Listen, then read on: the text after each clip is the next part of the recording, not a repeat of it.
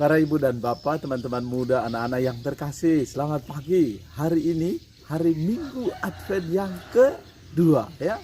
Sukacita karena kita boleh diberi kesempatan Allah untuk merenungkan, mempersiapkan diri kita sebelum kita merayakan hari raya Natal.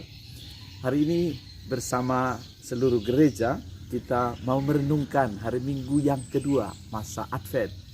Hari Minggu yang disebut dengan Minggu Iman, yakni iman akan kebaikan Tuhan, menantikan pengharapan akan kedatangan Tuhan kita Yesus Kristus. Hari ini kita mau merenungkan sabda Tuhan. Kita merenungkan dari Injil Markus, ya, bab 1 ayat 1 sampai 8. Mari kita siapkan hati kita. Haleluya, haleluya, haleluya. Siapkanlah jalan bagi Tuhan, luruskanlah jalan baginya, dan semua orang akan melihat keselamatan yang dari Tuhan. Haleluya, haleluya, haleluya. Tuhan bersamamu dan bersama roh. Injil suci menurut Markus. Dimuliakanlah Tuhan. Inilah permulaan Injil tentang Yesus Kristus, Putra Allah. Seperti ada tertulis dalam kitab Nabi Yesaya, lihatlah, aku menyuruh utusanku mendahului engkau. Ia akan mempersiapkan jalan bagimu. Ada suara orang yang berseru-seru di padang gurun. Persiapkanlah jalan untuk Tuhan, luruskannya jalan baginya. Demikianlah Yohanes Pembaptis tampil di padang gurun dan memberitakan baptisan tobat untuk pengampunan dosa. Lalu berdatanganlah kepada Yohanes orang-orang dari seluruh daerah Yudea dan semua penduduk Yerusalem. Sambil mengaku dosanya, mereka dibaptis olehnya di sungai Yordan. Yohanes memakai jubah bulu unta dan ikat pinggang kulit. Makanannya belalang dan madu hutan. Inilah yang diberitakannya. Sesudah aku akan datang dia yang lebih berkuasa daripada aku. Membungkuk dan membuka tali kasutnya pun aku tidak layak. Aku membaptis kamu dengan air, tetapi dia akan membaptis kamu dengan Roh Kudus. Demikianlah sabda Tuhan, terpujilah Kristus. Para ibu dan bapak, teman-teman muda, anak-anak yang terkasih, para pendengar setia Daily Fresh Juice yang dikasih Tuhan, selamat pagi, selamat bersukacita, ya. Selamat merayakan hari Minggu bersama keluarga dan komunitas. Hari ini kita boleh merenungkan bahwa Minggu yang kedua adalah Minggu Iman. Iman kita akan kebaikan Allah yang menyertai setiap perjalanan pribadi kita masing-masing, yakni menantikan kedatangan Tuhan kita Yesus Kristus. Dan kita dengan iman kita mempersiapkan jalan bagi kedatangan Tuhan. Nah, ini yang boleh kita renungkan. Kita boleh merasakan bahwa setiap hari kita menempuh perjalanan, ya. Misalnya gini, ada jalan. Kalau ini memang suasananya lagi enak sekali, teduh sekali. Dalam perjalanan, lebih-lebih di daerah Kalimantan ini, itu jalanan itu tidak semuanya mulus, tetapi bentuk geografis itu naik dan turun atau antara langit dan bumi, ya.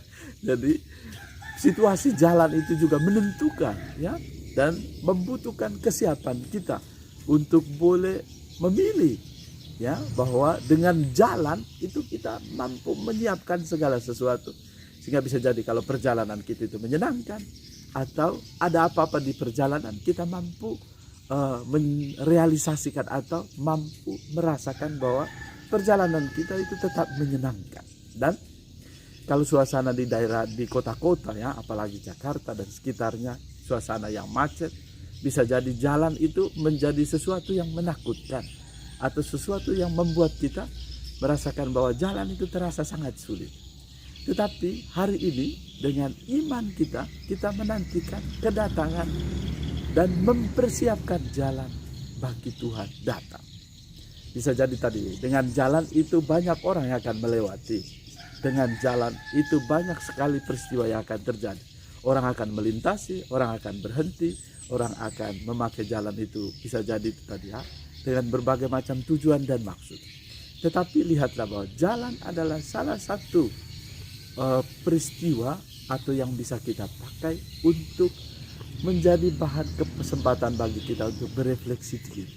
Jalan yang Tuhan anugerahkan kepada kita memberi kekuatan untuk merenungkan kasih dan kebaikan Allah. Di dalam Injil Markus yang kita dengarkan ya, dikatakan inilah permulaan Injil tentang Yesus Kristus Putra Allah. Kita boleh melihat bahwa jalan keselamatan yang Tuhan tawarkan kepada kita itu melalui jalan akan iman kita akan Yesus Kristus, Sang Putra Allah yang hadir, yang datang untuk memberi keselamatan bagi setiap manusia. Dan kita menantikan dia dengan penuh pengharapan.